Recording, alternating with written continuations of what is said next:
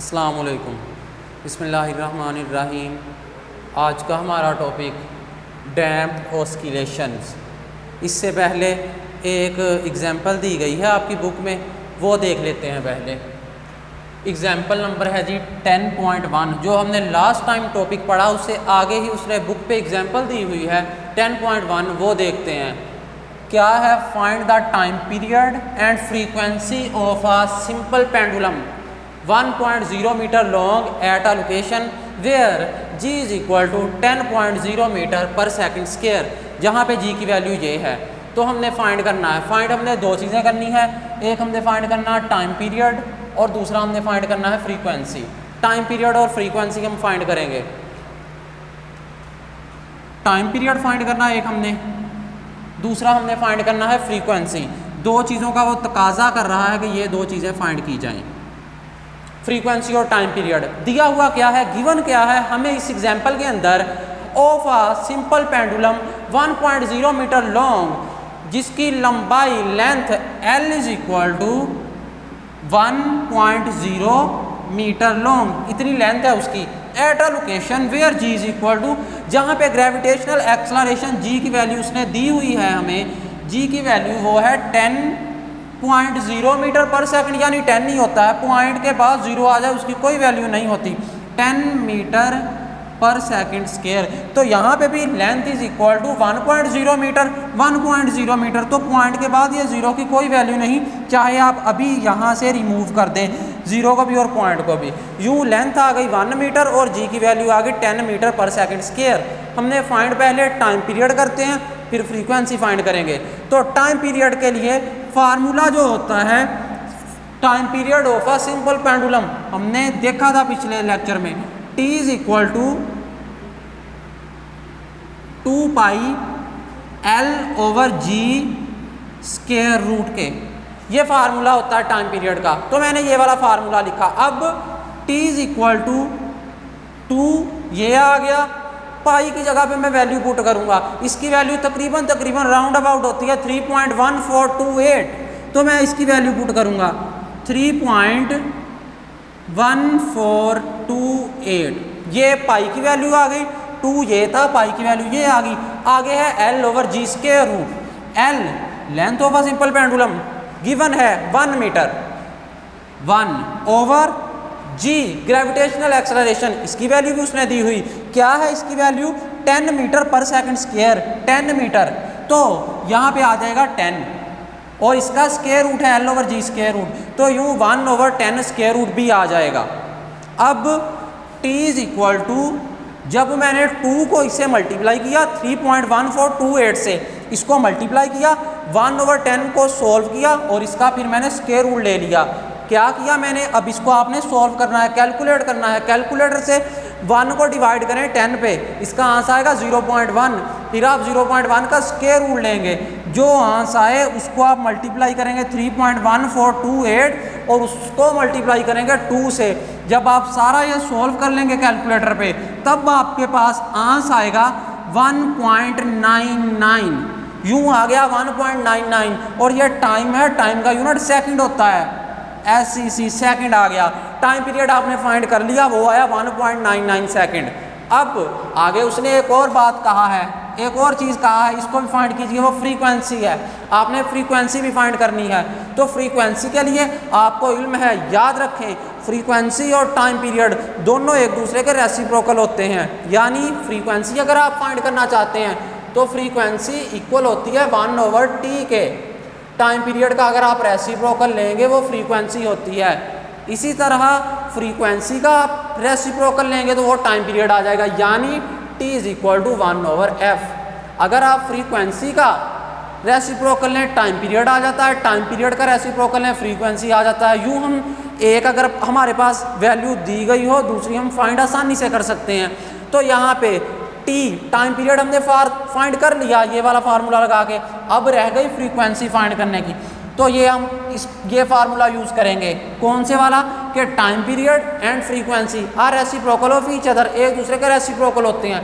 तो frequency is equal to 1 over T, is equal to का sign आया, frequency ये ऐसे ही आ गया, F इज इक्वल टू 1 ये वाला over T, T time period क्या वैल्यू आई हम फाइंड कर चुके हैं 1.99 सेकंड। तो यहाँ पे मैं वैल्यू पुट करूँगा 1.99।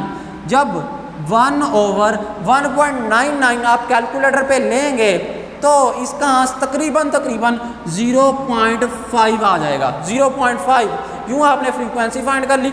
अब फ्रीक्वेंसी का यूनिट क्या होता है? फ्रीक्वेंसी का यूनिट होता है हर्ट्ज, HZ से इसको हम रिप्रेजेंट करते हैं, HZ से। यूँ हमने यहाँ पे ये टाइम पीरियड फाइंड कर लिया और ये हमने फ्रीक्वेंसी फाइंड कर ली। उसने दो ही चीज़ों का कहा था कि फाइंड कीजिए, find the time period find कीजिए। मैंने फाइंड कर लिया, क्या करके? फार्मूला लगा के। है कौन सी चीज़? Of a simple pendulum. Simple pendulum का मैंने टाइम पीरियड का फार्मूला लगा दिया, T = 2 पाई L/G स्क्वायर रूट। जब मैंने फार्मूला लगाया, L की मुझे वैल्यू दी हुई थी वो है 1.0 मीटर। पॉइंट के बाद 0 लगाने की कोई दिक्कत ही नहीं होती, तो मैंने पॉइंट के बाद जो 0 था ख़त्म कर दिया, मत लगाएं। G की वैल्यू भी दी हुई है 10.0 मीटर पर सेकंड स्क्वायर, तो पॉइंट के बाद जो 0 था वहाँ पे वो भी मैंने ख़त्म कर दिया। यूँ 10 मीटर पर सेकंड स्क्वायर आ गई। L की वैल्यू भी गिवन है, G की वैल्यू भी गिवन है, यहाँ पे मैंने पुट कर दिया। L की जगह पे L की वैल्यू 1 आ गया, G की जगह पे G की वैल्यू 10 आ गया, 1/10 स्क्वायर रूट था। फिर मैंने क्या किया, कैलकुलेटर पे आप करेंगे 1 को अंदर रखेंगे, 10 पे डिवाइड करवाएंगे, 0.1 आंसर आ जाएगा। उसका आप स्क्वायर रूट लेंगी। स्क्वायर रूट लेने के बाद आप जब आप लेंगे उसका स्क्वायर रूट लेने के बाद आप उसको मल्टीप्लाई करवाएंगे 3.1428 से, फिर मल्टीप्लाई करवाएंगे 2 से। यूँ आपके पास आंसर आ जाएगा 1.99 सेकेंड। और यूँ यह टाइम पीरियड आ चुका। फिर वो कह रहा एंड फ्रीक्वेंसी भी फाइंड कीजिए। फ्रीक्वेंसी और टाइम पीरियड एक दूसरे के रेसिप्रोकल होते हैं। तो F = 1/T और इसी तरह T = 1/F। मैंने फ्रीक्वेंसी फाइंड करनी थी, तो फ्रीक्वेंसी F = 1/T। 1/T की जगह पे मैंने ये वैल्यू पुट की 1.99। तो 1.99 जब वैल्यू पुट कर दी तो 1 को डिवाइड करवाया 1.99 के तकरीबन 0.5 आंसर आएगा। फ्रीक्वेंसी थी, फ्रीक्वेंसी का यूनिट होता है हर्ट्ज, HZ, ये आ गया। यूँ आपकी ये एग्जांपल हो गई जी। तो आगे टॉपिक हमारा डैम्प्ड ऑस्किलेशन। डैम्प्ड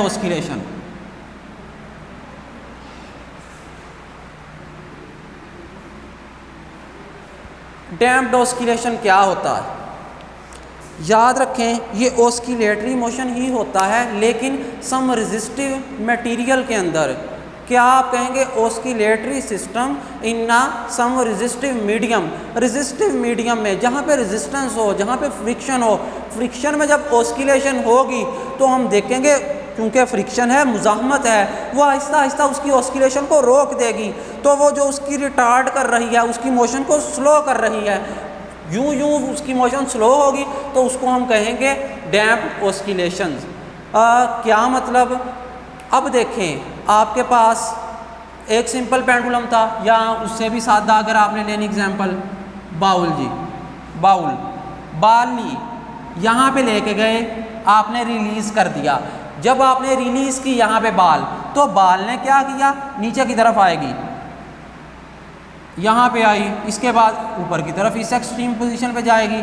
इस एक्सट्रीम पोजीशन पे जाने के बाद फिर नीचे की तरफ, फिर इधर को यूं ये मूव करती रहेगी to and fro about its mean position. इस मीन पोजीशन का गिरते टू एंड फ्रो, और इसको नाम दे दें, इसको ए दे दें, इसको बी का नाम दे दें। यूं ये to and fro rotate move करती रहेगी, आगे पीछे जाती जाएगी।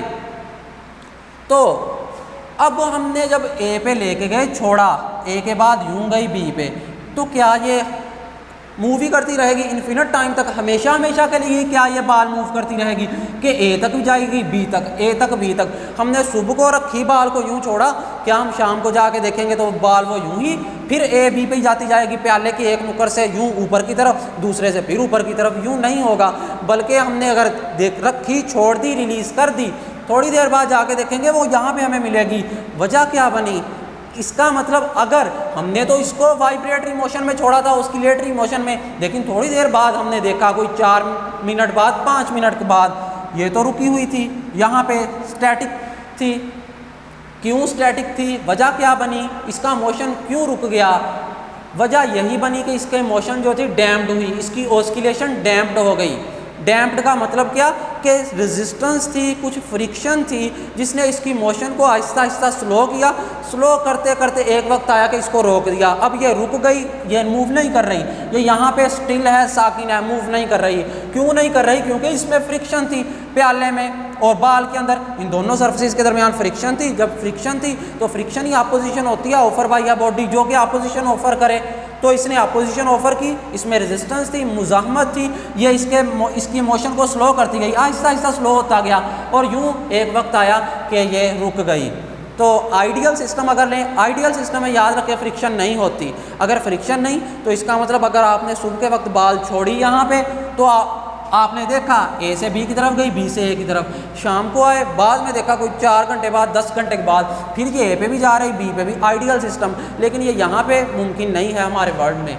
तो यूँ हम इसके मोशन को डैम्प्ड ऑस्किलेशन में लेंगे। क्यों? क्योंकि हमारे यहाँ पे वर्ल्ड में, इस अर्थ पे ऐसा मुमकिन नहीं है। यहाँ पे रेजिस्टेंस है ही है, फ्रिक्शन है ही है। फ्रिक्शन ने इसकी मोशन को, रेजिस्टेंस ने इसकी मोशन को रोकना है और आहिस्ता आहिस्ता स्लो कर देना है। यूँ एम्पलीट्यूड कम होता जाएगा। हमने यहाँ पे ए पे ला के छोड़े थे, ए से ओ की तरफ गई, बी की तरफ, लेकिन अगली मर्तबा जब एक चक्कर यूँ गई, फिर जब दोबारा इस तरफ आएगी तो ए से थोड़ा सा नीचे, यानी ये पोजीशन कह लो, ये कह लो। चलो जी, पहले इधर थी, इधर, अब इधर तक आई, अगले चक्कर में यूं जाते हुए इधर तक आएगी, फिर इधर तक। इसी तरह यहाँ पे भी कम हो रहा है, इधर से भी।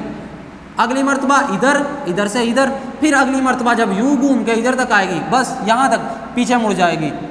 आती आती यहाँ तक आएगी, पीछे मुड़ जाएगी। क्यों? टाइम के गुजरने के साथ साथ इसके मोशन में क्या हो रही है? कमी वाक़ई हो रही है। क्यों हो रही है? फ्रिक्शन की वजह से, रेजिस्टेंस की वजह से।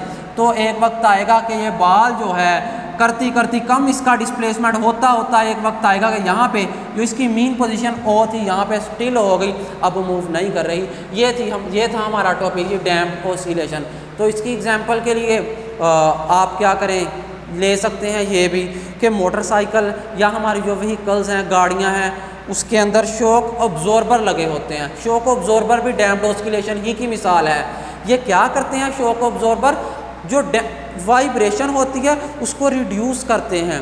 यही है डैम्प्ड ऑस्किलेशन के वाइब्रेशन जो मूव कर रहा है उसकी मोशन को स्लो कर दे, कम कर दे, फिर एक वक्त आए रोक दे, इसको कहते हैं डैम्प्ड ऑस्किलेशन। तो शॉक ऑब्जॉर्बर जो मैंने कहा उसके अंदर गाड़ियों के अंदर लगे होते हैं, मोटरसाइकिल्स के अंदर भी होते हैं। यही होता है कि ये क्या करते हैं, वाइब्रेशन को आहिस्ता बहुत कम कर देते हैं। जब मोटरसाइकिल पे हम जा रहे थे तो रास्ते में कोई जंप आ गया, जंप पे जब मोटरसाइकिल गुजरा यूँ जंप से नीचे की तरफ तो एक हल्का सा झटका लगता है, लेकिन बाद में चंद एक सेकंड के बाद ठीक हो जाता है। चाहिए तो ये था कि जब झटका लगा आपकी बॉडी ने मूव किया ऊपर की तरफ, यूँ आपको काफ़ी ज़्यादा झटका लगना चाहिए था, लेकिन रिड्यूस हुआ। क्यों हुआ? मोटरसाइकिल पे शॉक ऑब्जॉर्बर की वजह से। ऑब्जर्वर जो कि ऑब्जॉर्ब कर लेते हैं, जज़ब कर लेते हैं शॉक्स को, झटकों को, लेकिन साइकिल में ऐसा नहीं होता। साइकिल पे शॉक ऑब्जॉर्बर नहीं लगे होते, वहाँ पे होंगे तो झटका ज़्यादा लगेगा। तो शॉक ऑब्जॉर्बर जो होते हैं उसके लिए दो चीज़ें होती हैं, एक उसका एंड ऊपर की तरफ होता है, यूँ, ये रहा जी, इसके अंदर एक पिस्टन भी होता है और लिक्विड भी यूज़ होता है। वो लिक्विड ऑयल हो सकता है जी, यहाँ तक लिक्विड यूज़ हो गया। एक पिस्टन भी होता है जिसने मूव करना होता है इस लिक्विड के अंदर, यूँ। एक इसका ऊपर वाला एंड होता है, एक इसका नीचे वाला एंड होता है। ये रहा शॉक ऑब्जॉर्बर। जो इसका नीचे वाला एंड होगा ये गाड़ी की या मोटरसाइकिल के साथ नीचे वाले हिस्से पर लगा होता है, व्हीकल्स के साथ, और ये वाला गाड़ी की बॉडी के ऊपर लगा होता है। ये वाला हिस्सा नीचे वाला व्हीकल्स के साथ लगा होता है, वहाँ पे नीचे जो टायर्स होते हैं उसके व्हील्स होते हैं उसके साथ ही नीचे करके लगा होता है। ऊपर वाला जो होता है बाकायदा ऊपर वाली बॉडी के साथ लगा होता है। अब जब गाड़ी चल रही थी यूँ एक आपके पास आ गया जी, डलवान सी आ गई, यूँ ऊपर की तरफ चढ़े, यहाँ ये ना लो ये ले लो, यूँ जा रहे थे यूँ ऊपर की तरफ। चाहिए तो साथ जंप लगता और लगा भी, लेकिन फिर थोड़ी देर बाद ही ठीक भी हो गया, चंद एक सेकंड के या सेकंड के कुछ हिस्से के बाद। वजह क्या बनी? ये शॉक ऑब्जॉर्बर जो थे इसके अंदर क्या होता है, ये वाला, इसमें ऑयल यूज़ होता है। ऑयल था, इसके अंदर पिस्टन मूवेबल होता है, पिस्टन मूव करता है। नीचे वाला हिस्सा व्हील के साथ तकरीबन अटैच होता है, ऊपर वाला बॉडी के साथ। जब आपकी बॉडी ने वाइब्रेट किया, मोटरसाइकिल ने वाइब्रेट किया, जब ऊपर की तरफ गया तो फिर क्या हुआ? एक तो झटका लगा, हमें झटका लग गया, आप वाइब्रेट कर रहे हैं, मोटरसाइकिल ने भी वाइब्रेट किया। फिर क्या हुआ? ये जो पिस्टन था ये पिस्टन मूव किया नीचे की तरफ, ऊपर की तरफ, नीचे की तरफ, ऊपर की तरफ, पिस्टन मूव कर रहा है इस लिक्विड के अंदर, और लिक्विड है ऑयल। ऑयल के अंदर जब पिस्टन मूव कर रहा है ऊपर नीचे, तो ऑयल क्या हो जाएगा, हीट अप हो जाएगा। ऑयल पे बाकायदा वर्क हो रहा है, ये हीट अप हो जाएगा। हीट अप होगा तो जो एनर्जी थी, जो वाइब्रेटरी एनर्जी थी, जो कि झटके की सूरत में मिली थी आपको, वो कन्वर्ट हो गई हीट एनर्जी में। यूँ आपको बहुत थोड़ा सा झटका लगा, बहुत थोड़ा सा शॉक, इस शॉक ऑब्जॉर्वर ने तमाम का तमाम शॉक अब्जॉर्ब कर लिया, जज़ब कर लिया, और यूँ झटकों से बचा गया। ये भी आपके पास एक एग्जाम्पल है डैम्प्ड ऑस्किलेशन की। तो डैम्प्ड ऑस्किलेशन क्या होगा जी? डैम्प्ड ऑस्किलेशन यही होगा कि oscillatory motion of a body in a some resistive medium material. Resistive medium जब होगा, जहाँ पे रेजिस्टेंस होगी, उसके अंदर जब बॉडी मूव करेगी तो उसका जो ऑस्किलेटरी मोशन होगा उसको हम बोलेंगे डैम्प्ड ऑस्किलेशन। उसकी ऑस्किलेशन डैम्प्ड हो जाएगी, कम हो जाएगी। तो इसके लिए थोड़ा सा और, अब आप देखें,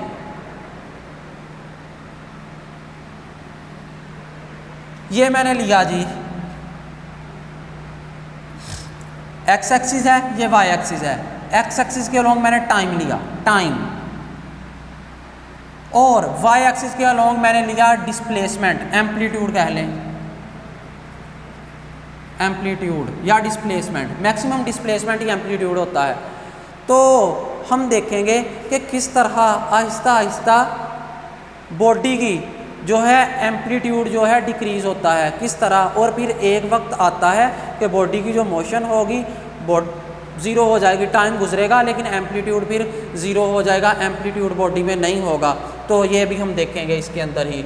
एम्पलीट्यूड हम लेंगे वाई एक्सिस के अलोंग, और यूँ टाइम पीरियड लेंगे हम एक्स एक्सिस के अलोंग। फिर देखेंगे कि टाइम गुजरने के साथ साथ किस तरह उसका जो एम्पलीट्यूड था वो डिक्रीज़ होता गया। यूँ था जी, पहले एम्पलीट्यूड बहुत ज़्यादा था, फिर यूँ डिक्रीज़ होता गया, यूँ डिक्रीज़ होता गया, और फिर एक वक्त आ गया कि जी बस अब एम्पलीट्यूड जो है नहीं बढ़ रहा, बिल्कुल ख़त्म। और यूँ टाइम के बढ़ने के साथ साथ ये वाला जो एम्पलीट्यूड नहीं बढ़ रहा, जिस तरह यहाँ पे था, आपके पास बॉडी थी, यूँ टू एंड फ्रो मूव कर रही थी इसके आगे पीछे, ए तक गई, बी तक, लेकिन अगली मरतबा यहाँ तक, इधर से इधर तक, फिर अगली मरतबा यहाँ तक, इधर से इधर तक, फिर अगली मरतबा अगले चक्कर में यहाँ तक, इधर से इधर, इधर, फिर यहाँ पर इस पॉइंट पे, इस पॉइंट पे, होती होती आखिर एक वक्त आया कि यहाँ पे स्टिल हो गई, अब बॉडी मूव नहीं कर रही यहाँ पे। तो इसी तरह ये होगा कि एम्पलीट्यूड शुरू में तो मैक्सिमम था, बहुत ज़्यादा था, लेकिन आहिस्ता आहिस्ता ग्रेजुअली इसमें कमी आती गई, डिक्रीज़ होता गया, और यूँ एम्पलीट्यूड एंड पे जाके जी एक्स एक्सिस के लॉन्ग हो गया। अब टाइम तो बढ़ रहा है लेकिन एम्पलीट्यूड में नो चेंज आ रही है, एम्पलीट्यूड जो है ज़ीरो हो गया, जिस तरह